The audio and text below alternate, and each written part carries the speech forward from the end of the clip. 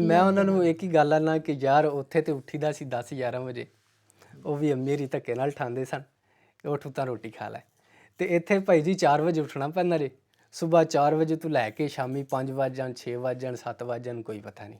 ਤੇ ਜਿਸ ਜਗ੍ਹਾ ਤੇ ਤੁਸੀਂ ਰਹਿੰਦੇ ਹੋ, ਜਿਹੜੇ ਬੰਦਿਆਂ ਦੇ ਨਾਲ ਰਹਿੰਦੇ ਹੋ, ਜਿਸ ਟਾਈਮ ਖਾਣਾ ਵਗੈਰਾ ਬਣਾਉਂਦੇ ਹੋ, ਰੋਟੀ ਕੌਣ ਬਣਾਉਂਦਾ ਹੈ? ਰੋਟੀ ਸਾਰੇ ਅਸੀਂ ਰਲ ਮਿਲ ਕੇ ਬਣਾਉਂਦੇ ਹਾਂ। ਕੋਈ ਸਬਜ਼ੀ ਕੱਟਦਾ, ਕੋਈ ਤੁਹਾਨੂੰ ਆਟਾ ਰੋਟੀ ਗੁੰਨਦਾ। ਬਣਾਉਣ ਦੀ ਜਾਚ ਹੈ? ਹਾਂਜੀ, ਮੈਂ ਵੀ ਬਣਾ ਤੇ ਲੈਂਦਾ। ਜਦੋਂ ਰੋਟੀਆਂ ਸੇਕਦੇ ਹੋ, ਮਾਂ ਦੀ ਤਾਂ ਯਾਦ ਆਉਂਦੀ ਹੈ? ਬਿਲਕੁਲ ਆਂਦੀ, ਕਿਉਂ ਨਹੀਂ ਆਂਦੀ। ਕੀ ਸੋਚਦੇ ਹੋ? ਇਹ ਹੀ ਸੋਚੀਦਾ ਕਦੀ ਪੱਕੀ ਪਕਾਈ ਲੱਭਦੀ ਹੁੰਦੀ ਸੀ, ਹੁਣ ਆਪੇ ਪਕਾਣੀ ਪੈਂਦੀ। ਸਰ ਮੈਂ ਤੁਹਾਨੂੰ ਇੱਕ ਗੱਲ ਦੱਸਾਂ, ਦਿਹਾੜੀ ਲਾ ਕੇ ਆਵੀ ਦੀ ਹੈ, ਇੰਨਾ ਮਹਿਸੂਸ ਨਹੀਂ ਹੁੰਦਾ। ਜਿਸ ਵੇਲੇ ਘਰ ਆ ਕੇ ਆਂਡੀ ਰੋਟੀ ਕਰਨੀ ਪੈਂਦੀ ਹੈ ਨਾ, ਉੱਥੇ ਮਰੇ ਪੈ ਜਾਂਦੀ। ਕਿ ਮੁਸ਼ਕਲ ਹੈ? ਮੁਸ਼ਕਲ ਹੈ, ਉੱਥੇ ਬੱਸ ਹੋ ਜਾਂਦੀ।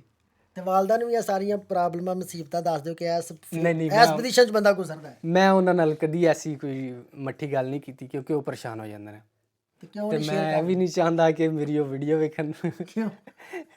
ਬਹਰਹਾਲ ਨਹੀਂ ਦੱਸਣਾ ਚਾਹੀਦਾ, ਕਿਉਂ ਉਹ ਪਰੇਸ਼ਾਨ ਹੋ ਜਾਂਦੇ ਨੇ, ਵਡੇਰੇ ਨੇ। ਤੇ ਤੁਹਾਨੂੰ ਪਤਾ ਮਾਵਾਂ ਦੇ ਦਿਲ ਕਿੰਝ ਦੇ ਹੁੰਦੇ ਨੇ ਫਿਰ। ਤੇ 8 ਸਾਲ ਗੁਜ਼ਰ ਗਏ ਨੇ ਤੇ ਹੁਣ ਆਂਦੇ ਤੇ ਹੋਣੇ ਨੇ ਵਾਪਸ। ਬਿਲਕੁਲ ਆਂਦੇ ਨੇ, ਲੇਕਿਨ ਮੈਂ ਸਾਰੇ ਤੇ ਵਾਲਦੈਨ ਆਂਦੇ ਨੇ, ਲੇਕਿਨ ਬੰਦੇ ਨੂੰ ਫਿਰ ਬੰਦਾ ਖੁਦ ਹੀ ਆਂਦਾ ਕਿ ਮੈਨੂੰ ਇਹ ਪ੍ਰੋਬਲਮ, ਬੰਦਾ ਕੋਈ ਬਹਾਨੇ ਲਾਉਂਦਾ ਹੈ। ਹਾਂਜੀ। ਤੇ ਹਾਲੇ 8 ਸਾਲ ਤੋਂ ਬਹਾਨੇ ਲਾ ਰਹੇ ਹੋ। ਬਿਲਕੁਲ ਬਹਾਨੇ ਹੀ ਲਾ ਰਹੇ ਹਾਂ ਫਿਲਹਾਲ। ਨਹੀਂ, ਇਨਸ਼ਾਅੱਲਾ ਹੁਣ ਪਲਾਨ ਹੈ ਕਿ ਜਨਵਰੀ ਤੋਂ ਬਾਅਦ ਇਨਸ਼ਾਅੱਲਾ ਜਾਵਾਂਗੇ, ਚੱਕਰ ਲਾਵਾਂਗੇ ਜਾ। ਚਲੋ ਅੱਲਾਹ ਤਾਲਾ ਹੀ ਜ਼ਾਤ ਤੁਹਾਨੂੰ ਕਾਮਯਾਬ ਕਰੇ। ਸਾਡੀਆਂ ਦੁਆਵਾਂ ਨੇ ਬੈਸ ਵਿਸ਼ੇਸ਼ ਤੁਹਾਡੇ ਵਾਸਤੇ। ਸ਼ੁਕਰੀਆ ਜੀ।